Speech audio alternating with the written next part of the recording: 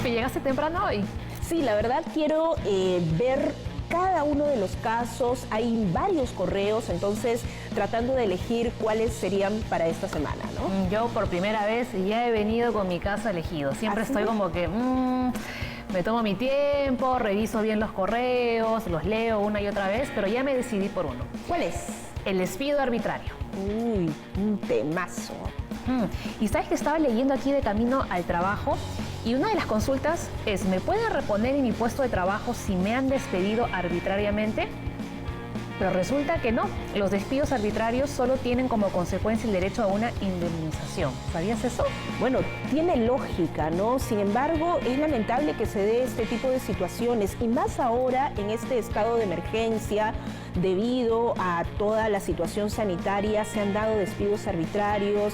Hay muchas personas que se han quedado, digamos, en el aire y no tienen información sobre a dónde demandar, qué decir o qué buscar, ¿no? Exacto, hemos visto que los empleadores en plena pandemia han dejado, como dices tú, ¿no?, sin trabajo a tantas personas y lo peor de todo es que como no tienen la asesoría correcta, no saben qué hacer en estos casos. Yo creo que eso es un muy buen tema para orientar a nuestros televidentes. Si se ven de repente involucrados en algún momento en un despido arbitrario, ya saben paso a paso lo que tienen que hacer. Perfecto, entonces a buscar información sobre el tema. ¿Me ayudas? Perfecto, yo te ayudo. Gracias.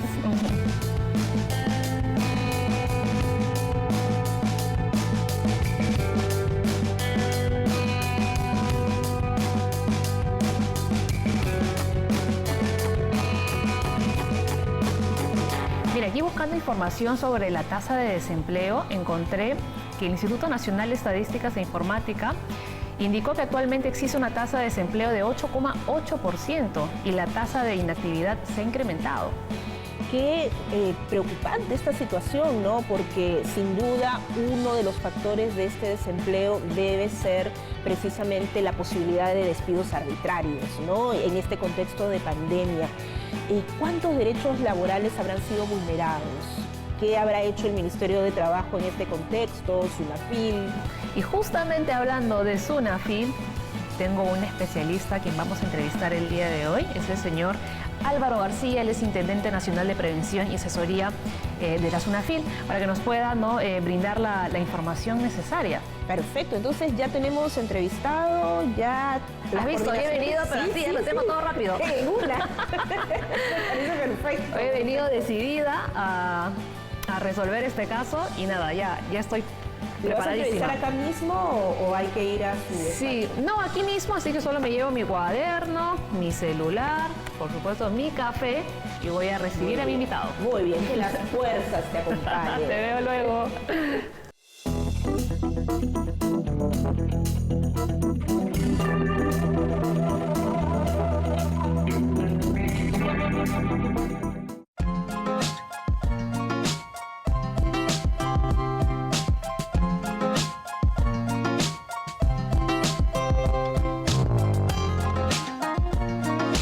Álvaro, ¿cómo estás? Muchísimas gracias por acudir a nuestro llamado aquí en Caso por Caso. Hoy tenemos muchas preguntas para ti porque vamos a hablar del despido arbitrario y cómo lo identificamos si estamos en una situación así.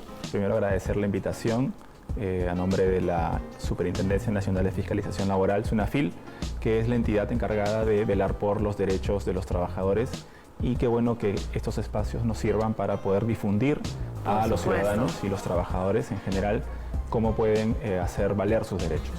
Y justamente orientarlos, ¿no?, si se ven, digamos, involucrados en un asunto como este tan delicado, que es un despido arbitrario.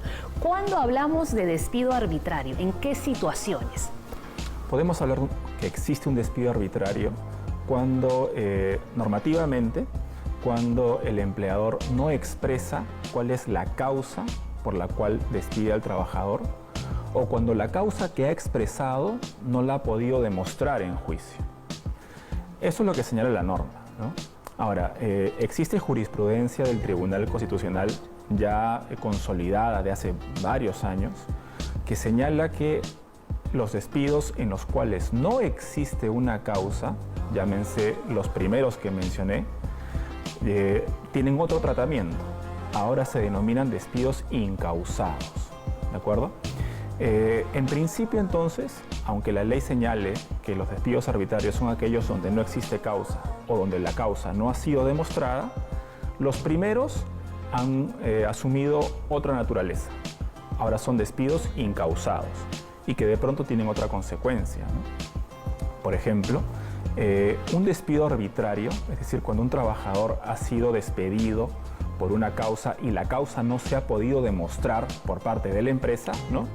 La protección que establece la ley es que se le paga una indemnización por despido arbitrario.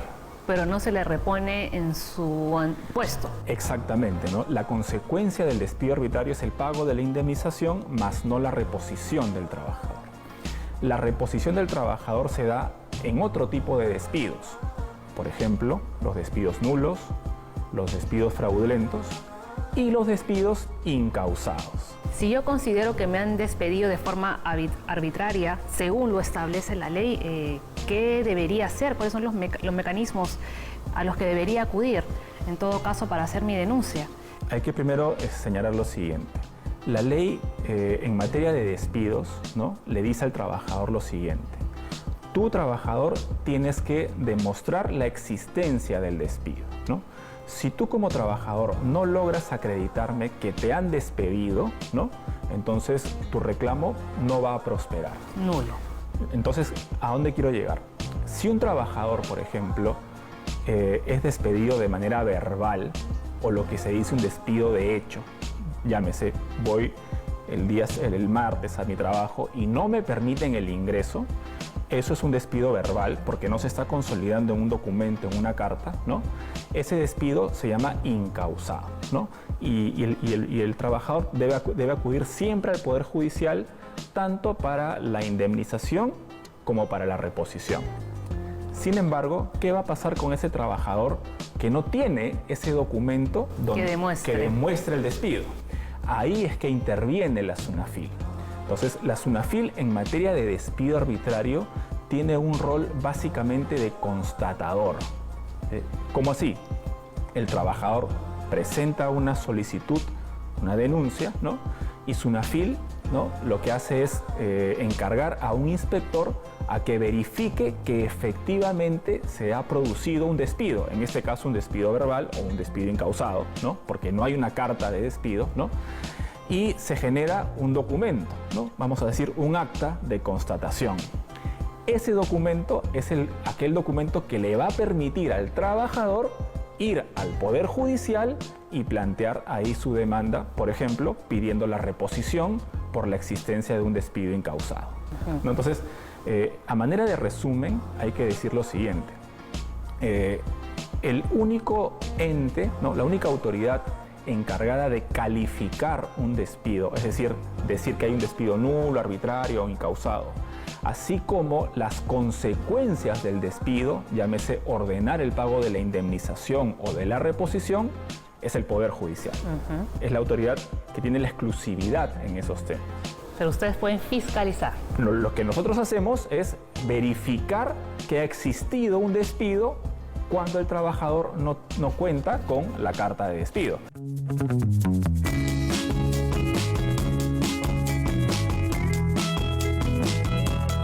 ¿Y ahora por pandemia ustedes han visto que han aumentado estos despidos arbitrarios? Acá, por ejemplo, tenemos la estadística, ¿no?, de las denuncias que han ingresado, ¿no?, desde el inicio de la pandemia, ¿no? En marzo del año pasado, por ejemplo, son más de 58.000 denuncias que han ingresado desde marzo del 2020 hasta la fecha. Exactamente son 58.208 denuncias virtuales, ¿no? ¿Y cuántas ya han recibido, digamos, una respuesta concreta? Mira, antes de dar ese dato, de estas 58.000 denuncias, ¿no?, más de 11.500 son por despido arbitrario.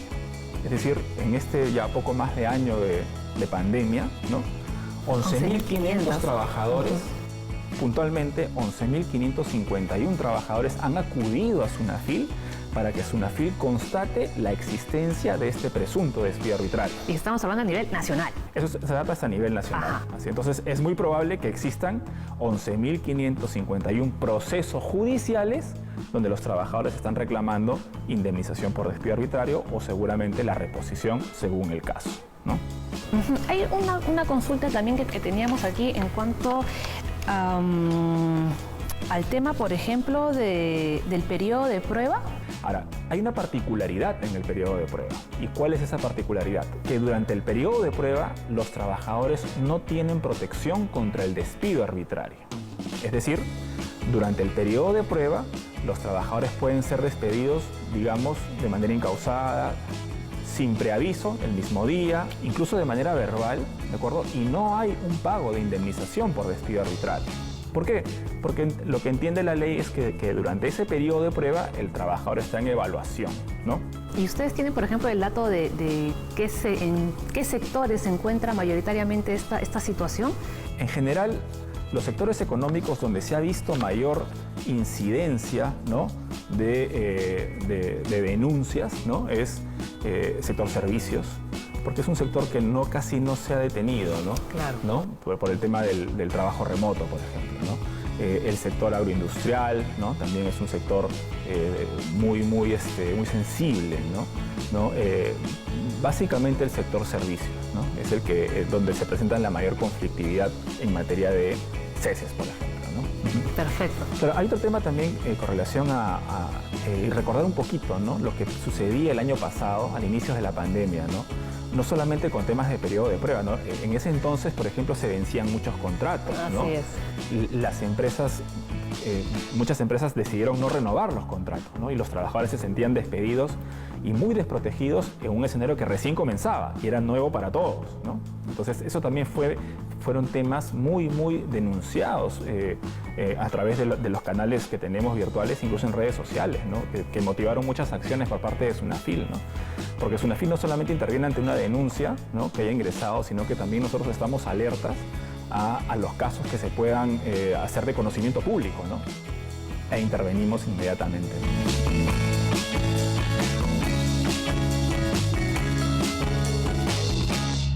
La alteración del orden público son conductas prácticamente escandalosas por individuos, ¿no?, cuando ponen en peligro el derecho de otras personas para gozar de esa paz y de esa tranquilidad.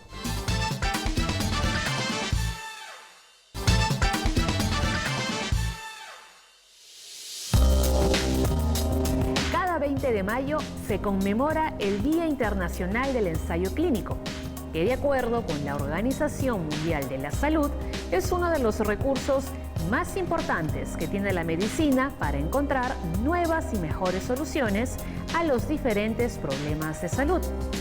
Es gracias a los ensayos clínicos que se investigan, prueban y evalúan los efectos de nuevos tratamientos contra diversos tipos de enfermedades. Un claro ejemplo es la reducción de un 20% en la tasa de mortalidad por cáncer desde la década del 90.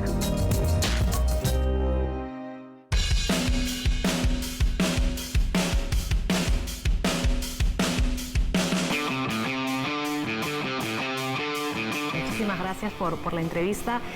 Quizás algún mensaje final que le quieras brindar a nuestros televidentes, algunos tips, por ejemplo.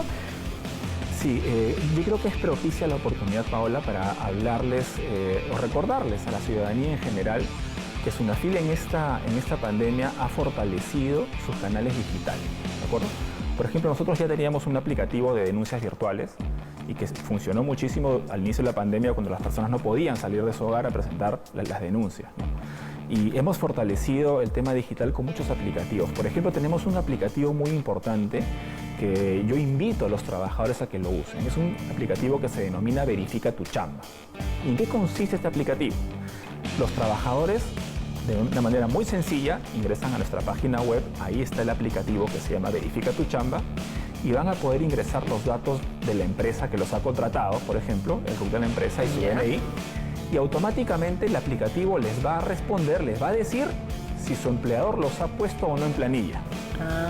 Verifica tu chamba. Verifica tu chamba, ¿no? Ya. Imaginemos que la empresa no lo ha puesto en planilla al trabajador, ¿de acuerdo? Automáticamente el aplicativo le genera una alerta a la empresa, naturalmente sin dar el nombre del trabajador para evitar represalias. Claro, es anónimo. Claro, anónimo, pero le dice regulariza tu planilla, porque hay trabajadores, ¿no?, que no están en planilla. Y te comento, ¿no? Este aplicativo tiene algunos meses ya de uso, ¿no? Y te comento, ¿no? 63.788 personas, trabajadores, han sido ingresados a la planilla en virtud de este aplicativo. Ante cualquier, digamos, malestar laboral, cualquier momento que perciban que sus derechos no están siendo respetados, que presenten libremente sus denuncias y con la mayor tranquilidad, que SUNAFIL los va a atender sin, dar a conocer a la empresa la identidad del trabajador y así va a quedar protegido, ¿no?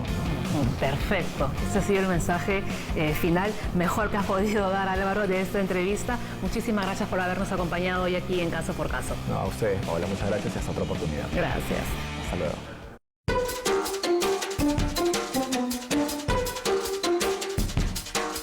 El día de hoy estamos viendo el caso de un despido arbitrario. Bueno, les contamos que ustedes pueden presentar una denuncia virtual a través de la SUNAFIL, es decir, la Superintendencia Nacional de Fiscalización Laboral. ¿Cómo se debe hacer esta denuncia virtual? Se lo contamos con estos pasos. El paso 1 es ingresar a la página de la SUNAFIL, www.gov.pe/SUNAFIL. Y buscamos la sección Trámites y Servicios. Una vez allí, elegimos la opción Denunciar incumplimientos laborales de una empresa privada. El paso 2. Aparece una ventana en donde hay que hacer clic en la opción Ingresa tu denuncia virtual. Ojo, aparecerá un portal de denuncias que hay que leer con detenimiento y se debe marcar con una X el recuadro que declara que lo hemos leído de forma correcta. El paso 3, una vez en el portal de denuncia virtual, hay que llenar los datos del régimen laboral, el decreto legislativo 728 al cual pertenecemos, además de datos del empleador y validar los datos ingresados. Paso 4. Como solicitante, uno debe ingresar los datos personales, también los datos de la empresa y hacer un clic en Siguiente. Paso 5, finalmente agrega las materias a denunciar. En este punto vamos a encontrar hasta 74 materias. Aquí se debe buscar la opción de despido arbitrario. Hay que sustentar esta denuncia y adjuntar archivos de boleta de pago, contratos u otros y darle clic a enviar. El sistema confirmará la recepción de esta denuncia y nos va a mostrar la hoja de ruta para su seguimiento.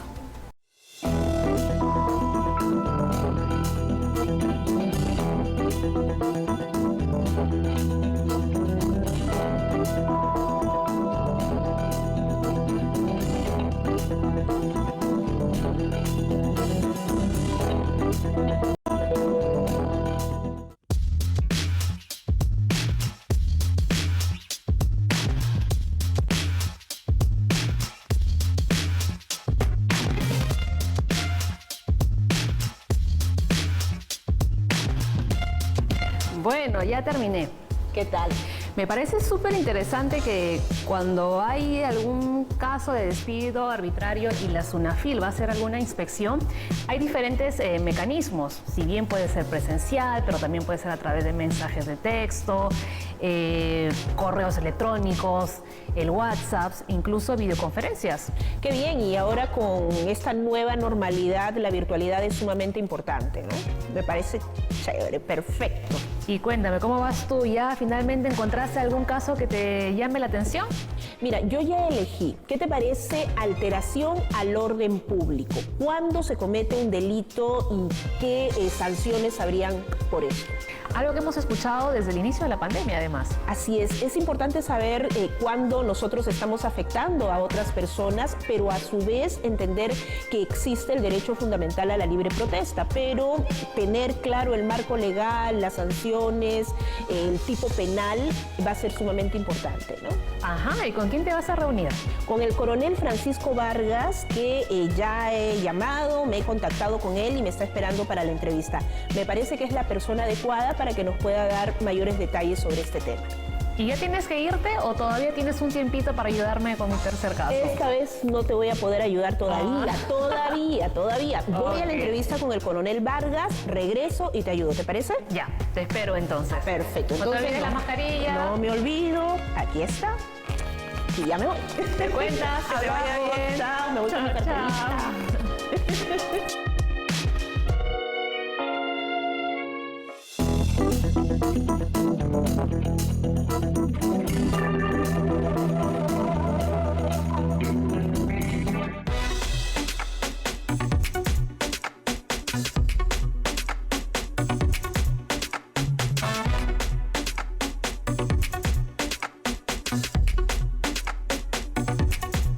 Coronel Francisco Vargas, bienvenido a Caso por Caso. Hoy queremos conversar sobre la alteración del orden público, así que nos gustaría que usted, como experto en el tema, primero nos explique a qué nos estamos refiriendo con esto.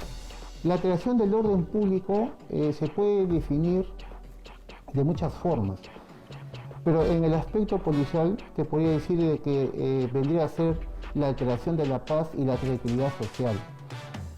Son conductas prácticamente escandalosas por individuos, ¿no?, cuando ponen en peligro el derecho de otras personas para gozar de esa paz y de esa tranquilidad. ¿Y qué tipos de alteración del orden público existen? Bueno, existen varios tipos de alteraciones del orden público, ¿no? Por decir, según el derecho internacional público, reconoce dos actividades que son las manifestaciones pacíficas y las manifestaciones violentas. Las pacíficas son aquellas que están debidamente garantizadas, autorizadas y que no causan ningún tipo de desorden social, ¿no? Pero ya las manifestaciones violentas son aquellas ya que alteran el orden público. Consecuentemente, la policía, con el uso de sus medios de policía, prácticamente van a disuadir ese tipo de actos o inconductas, ¿no?, sociales. ¿Y qué faltas son consideradas alteración del orden público, coronel? Bueno, tenemos una diversidad de faltas, pero las más comunes podemos mencionar, por decir, el exceso de la bulla. Un vecino, por decir, hace una fiesta hasta altas horas de la madrugada, ¿no?, en el cual ya es una perturbación ya de la tranquilidad pública. Puede ser el ladrido de un perro que es del vecino, que constantemente ladra, mañana, tarde y noche. El gritar en plena vía pública palabras jueces, pues llevando pues a la alteración, incitando a la violencia. La pelea, por decir, callejera, en los colegios, universidades, en las calles, todo eso se puede considerar, ¿no?, como unos tipos de alteración del orden público.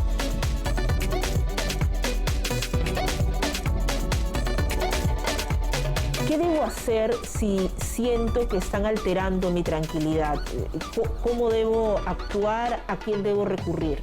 Bueno, son dos acciones típicas prácticamente. Uno es pedir que cese la conducta. Para eso el vecino o el conocido que está cerca irá, tratará de persuadirlo, indicarle de que cese esa conducta escandalosa, siempre y cuando de que no ponga en riesgo a la persona que vaya a reclamar. Muchas veces hay personas que cuando se sienten ofendidas porque un vecino les reclama, pues llevan a la agresión física o verbal. Para eso, mejor se recomienda que las personas se retiren y inmediatamente llamen a la policía. Para lo cual, la policía llamará la atención, le dará una advertencia a estas personas que prácticamente en la mayoría de los casos la participación de la policía puede frenar esta conducta molesta. Esto es un delito menor, ¿no? Es decir, ¿y qué sanción procede en estas circunstancias? Bueno, generalmente las conductas son faltas en su mayoría, que en este caso, según el Código Procesal Penal, puede recibir hasta un promedio de 90 días multa si es que la persona, ¿no?, es por primera vez que comete este tipo de actos de inconducta, ¿no? De lo contrario, prácticamente se convertiría ya en una pena más grave, que ya tendría pena privativa de libertad. ¿Y cuándo es más grave? ¿Qué procede cuando es de este tipo? Bueno, según el Código Procesal Penal indica de que el que perturbe gravemente la paz pública usando cualquier medio razonable capaz de producir alarma será sancionado con pena privativa de libertad, no menor de 3 ni mayor de 6 años. Pero cuando esta conducta se agrava, ¿no?, y atenta prácticamente contra la integridad física o causa la muerte, prácticamente la pena será no menor de 15 años.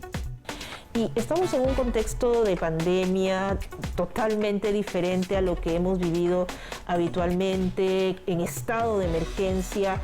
¿Este tipo de situaciones han disminuido, se han mantenido, han aumentado? ¿Qué nos puede decir de lo que usted conoce, ¿no?, como coronel de la Policía Nacional del Perú? Bueno, acá yo te puedo prácticamente referir bajo dos indicadores.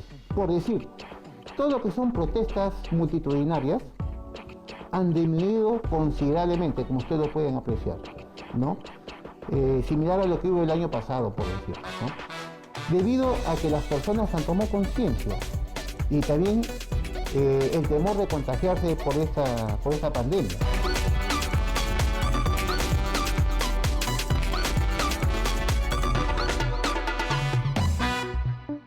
En el caso de las fiestas COVID, ¿está considerado como alteración del orden público, por ejemplo? Por supuesto que se puede decir que es una alteración del orden público, porque la mayoría de denuncias es por los vecinos conscientes que alertan de una manera temprana a la policía, a las autoridades del lugar.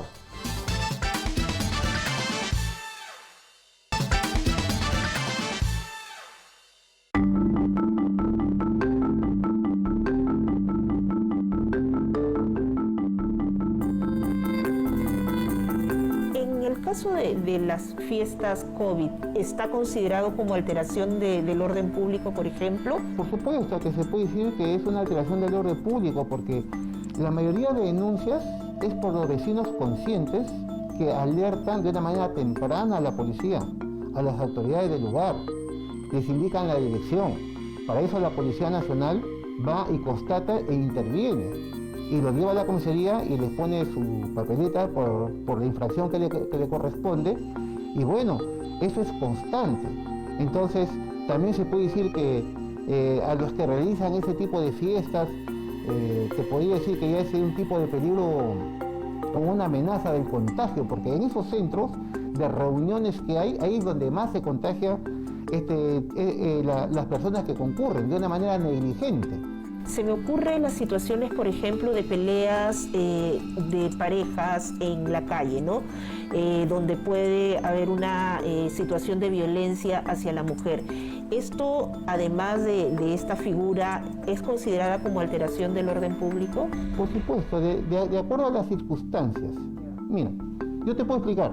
Una persona que agrede a una mujer, ya sea en la vía pública o estando en su domicilio, causa prácticamente, rompe la tranquilidad y la paz social, porque hay gritos, hay malestar de los vecinos, y prácticamente eso conlleva a que denuncien a la Policía Nacional y la policía puede intervenir. Y según las circunstancias del caso, sean denunciados, ¿no?, ya sea por una falta o por un delito. Claro, incluso habría dos, ¿no? Es decir, la violencia de género, la violencia hacia la mujer y la alteración del orden público. Entonces ahí, si un ciudadano requiere hacer un tipo de denuncia de este tipo, está siendo víctima de la alteración del orden público, le afectan los ruidos, en fin, ¿a dónde tendría que recurrir? ¿Cómo llega a la Policía Nacional? A la comisaría y su sector.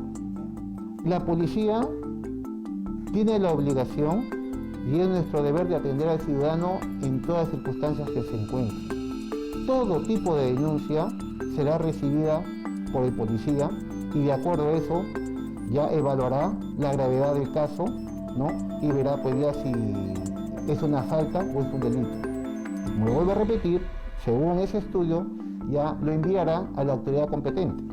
Si es una falta, lo enviará pues al juez de paz y si es un delito pues ya a la fiscalía, ¿no? Muy bien, coronel. ¿Algo más que quisiera decir a quienes nos están viendo aquí en Caso por Caso?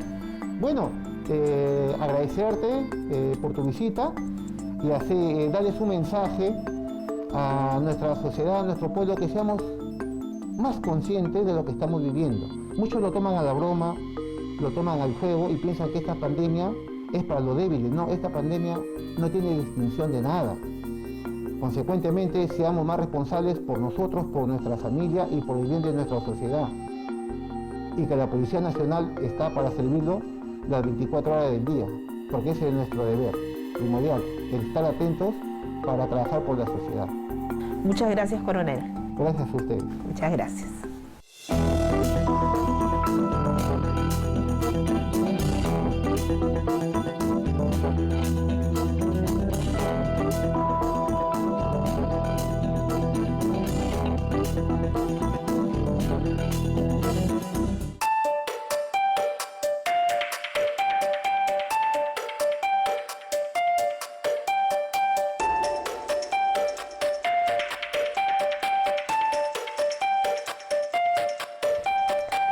Muy bien, hola, hola, ya estoy por acá. Ajá. Tú sabes que me quedé pensando en tu tema de la alteración del orden público. Ya. Y hay una pregunta aquí, a ver si tú me la puedes responder ya que vienes de tu entrevista. A ver, yo soy. Atenta, porque es una pregunta bien importante. ¿Un beso apasionado altera el orden público? No pues. ¿Cómo? Vamos a hacer eso, no me parece. Bueno, dependiendo, ¿no? Hay besos y besos. Dependiendo de la intensidad, supongo. Pero el coronel lo que me ha dicho es que debemos tener consideración con las personas que están a nuestro alrededor. Y digamos, un beso apasionado de acuerdo a las intensidades podría afectar algunas cosas, aunque a mí me parece que tampoco hay que ser contrarias a las expresiones de amor, ¿no? Entonces, Claro. Bueno, era un chistecito, por si acaso. para amenizar la mañana, y además a mí me parece que está bien. En la medida que más gente consulte estos temas que parecen... ¿no? Claro, toda pregunta es válida. Es válida, Toda pregunta es es válida. Así que a darnos amor nada más. Eso es. Y bueno, yo te estuve esperando para elegir el tercer tema, pero no me aguanté y ya encontré uno. ¿Cuál encontraste? A ver. Adopciones. Ah, mira, qué interesante tema, ¿no? Es decir, hay mucha gente que está interesada en adoptar, que por distintas circunstancias no ha podido tener un hijo de manera tradicional. Y creo que es una buena alternativa si quieres tener más familia, agrandar la familia, ¿no? Por eso nos han escrito y he estado buscando algunos especialistas en el Ministerio de la Mujer y Poblaciones Vulnerables, en el INAVIF y luego también en el CIRNA, que es el Sistema de Registro Nacional de Adopciones. Creo que ahora sí me podrías ayudar para saber de repente en cuál de estas tres instituciones podríamos encontrar a un especialista. A ver, ¿me repites, por favor? He estado mirando en el Ministerio de la Mujer, Ya. en el INAVIF y en el Ya. CIRNA, que es el Sistema de Perfecto. Registro Nacional de Adopciones. Perfecto, entonces yo empiezo a buscar en el Ministerio de la Mujer y tú en las otras instituciones, ¿te parece? Perfecto. Ok, entonces busquemos.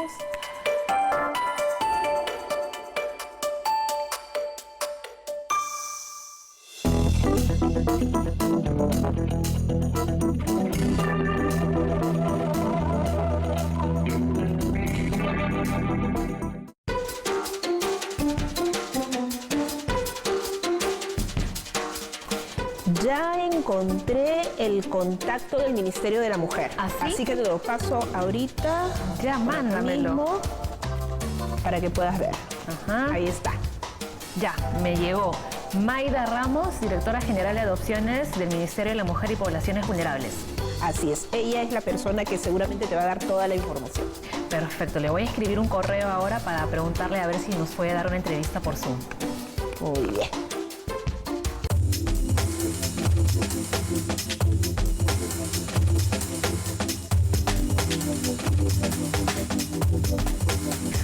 Hola Mayra, ¿cómo estás? Muchísimas gracias por recibirnos en Caso por Caso. Vamos a conversar el día de hoy sobre las adopciones para que nos puedas contar un poquito cuál es el proceso, quiénes son las personas que pueden adoptar y si la pandemia ha influido o no, digamos, en el número de adopciones en nuestro país. Bienvenida al programa. Gracias, Paola. Gracias por esta oportunidad. La valoro mucho porque el tema de adopciones suele ser un tema del que no se conoce tanto.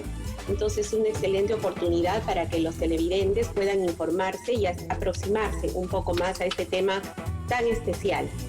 La adopción es la última medida que se adopta cuando ya se ha verificado que no hay una persona responsable del cuidado de estos niños o niñas. Nos comentabas que se pueden adoptar niñas, niños y adolescentes. ¿Hasta qué edad estamos hablando? ¿Desde qué edades comprende este rango? Desde 0 hasta el día anterior a que cumplan 18 años. Sin embargo, si tú me preguntas, niños, niñas, pequeñitos, menores de 6 años de edad tienes en tu lista, yo les digo ninguno. Porque esos casos llegan y inmediatamente salen, o sea, son promovidos en el Consejo de Adopción que se celebra cada mes. Lo que tenemos es una lista de adopciones especiales. ¿Qué significa adopciones especiales? Adopciones especiales involucra a aquellos niños, niñas que son mayores de 6 años de edad, que son adolescentes, que son grupo de hermanos, que tienen problemas de salud, que tienen alguna discapacidad, es decir, cuya adopción es muy difícil de promover. Mientras en el primer caso, es decir, cuando hablamos de niñitos menores de 6 años, se busca la mejor familia para esos niños, un equipo multidisciplinario trabaja duplas o ternas de familias que son presentadas ante el Consejo de Adopciones. ¿Qué cosa es el Consejo de Adopciones? Es un órgano colegiado que está integrado por representantes del Poder Judicial, del Ministerio de Salud, del mismo Ministerio de la Mujer, del Colegio de Psicólogos, del Colegio de Abogados. Entonces, este órgano colegiado evalúa las propuestas que se le presenta de duplas o ternas y mediante votación, previo análisis muy detallado y concienzudo, determinan cuál es la mejor familia para este niño o niña menor de 6 años de edad. En cambio, cuando se trata de adopciones de niños mayores de 6 años, o lo que les decía, grupo de hermanos, adolescentes, etc., el sistema es diferente, el mecanismo es distinto.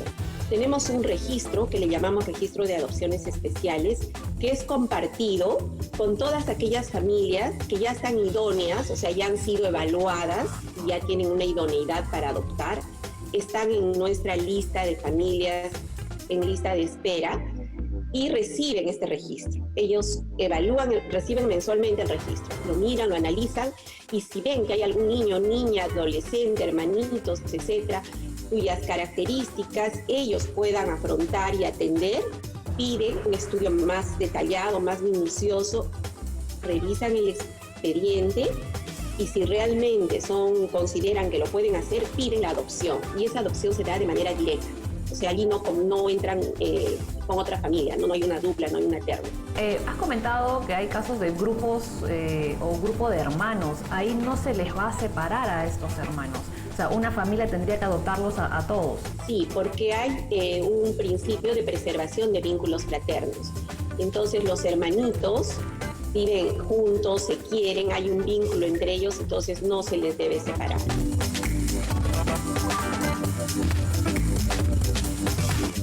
Una persona soltera también es una familia. Entonces sí las familias monoparentales, que es como les llamamos, pueden adoptar.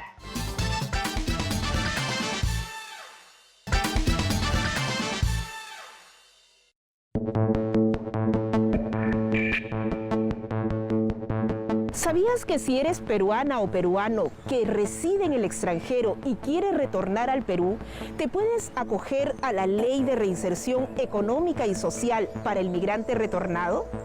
Esta ley te brinda por única vez la posibilidad de regresar al país con tus bienes liberados de todo tipo de tributo.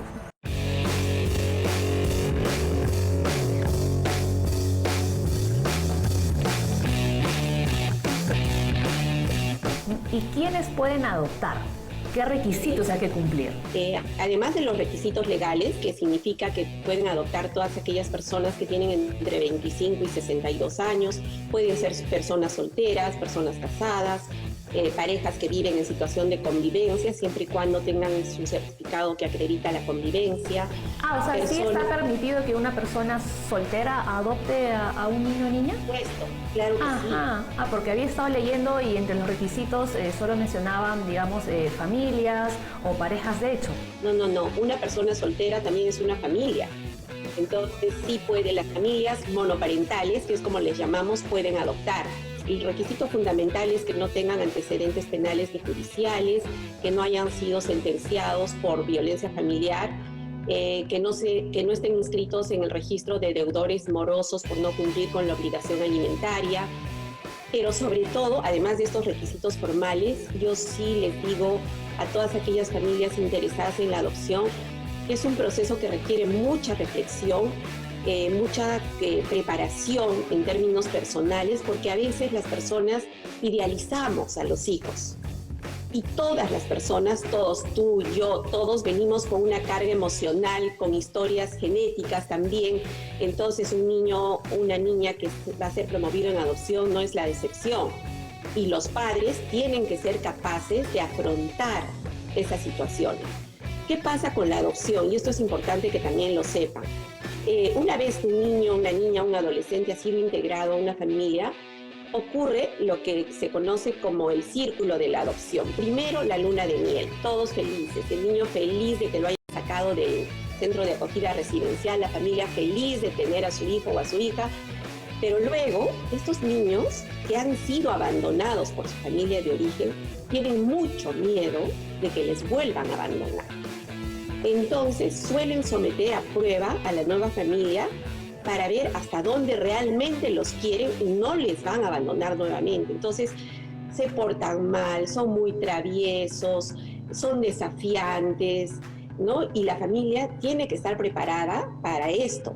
Nosotros preparamos a las familias antes de que presenten sus solicitudes, tenemos talleres de preparación durante su tiempo de espera. También los continuamos preparando, pero yo recomendaría que además de eso ellos conversen con otras familias que han adoptado, en la medida de lo posible lean sobre experiencias de adopción, porque una vez que prosperan son maravillosas, tenemos historias lindas. ¿Cuál sería la diferencia con las familias acogedoras? Es distinto. La familia acogedora tiene una naturaleza temporal. También son evaluadas y se inscriben en un banco de familias acogedoras del Ministerio de la Mujer, pero estas familias tienen que tener claro también que reciben a un niño o a una niña de manera temporal, mientras la situación jurídica de ese niño o esa niña se defina.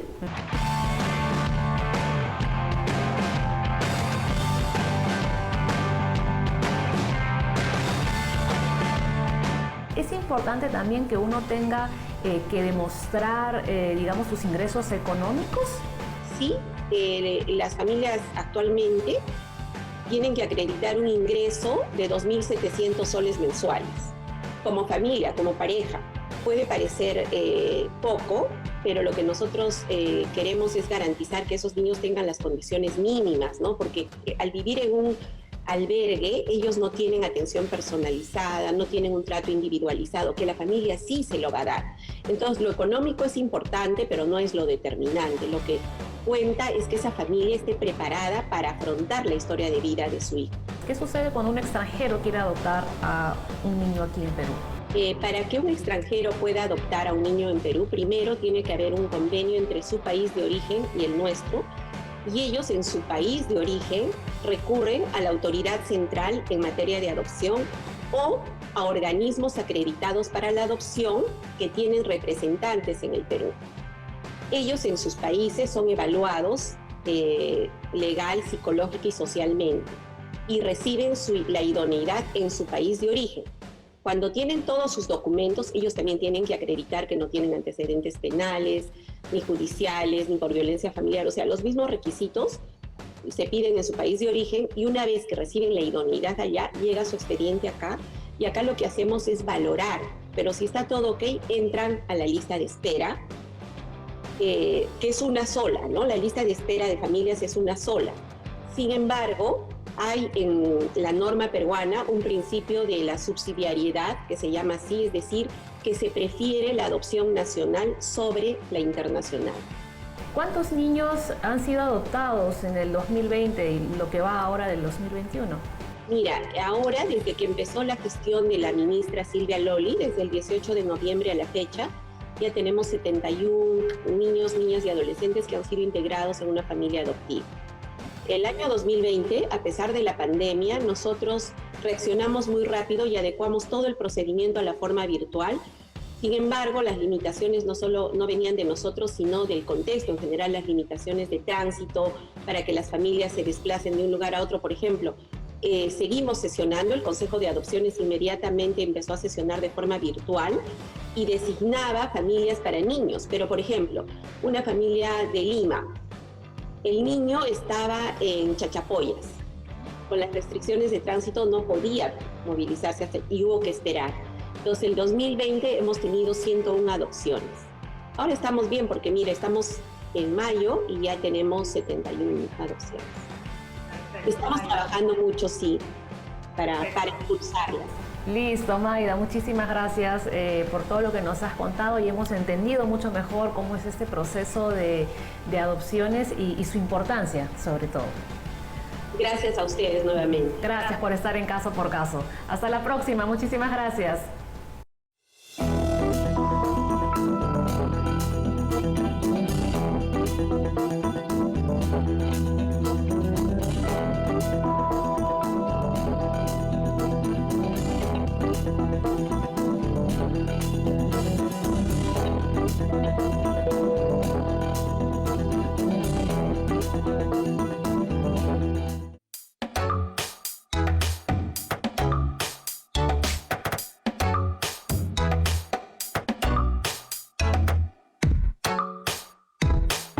Bueno, llegamos al final del programa.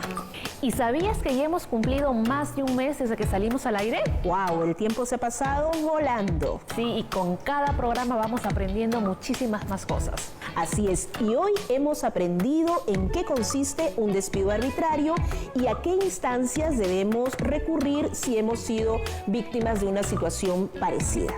También hemos visto en qué consiste la alteración del orden público. Y ojo, es un delito que se sanciona con pena de cárcel. Y no se olviden cuál es el proceso para una adopción. Hay un ingreso mínimo a tener, papeles que presentar y todos estos detalles los hemos aprendido hoy. Como siempre, muchísimas gracias por habernos acompañado aquí en Caso por Caso. Los invitamos a que puedan enviarnos todas sus consultas a nuestro correo electrónico casoporcaso@irtp.gov.pe.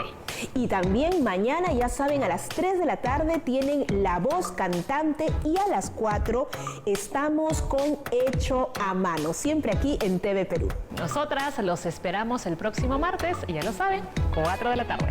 ¡Nos vemos! ¡Chao!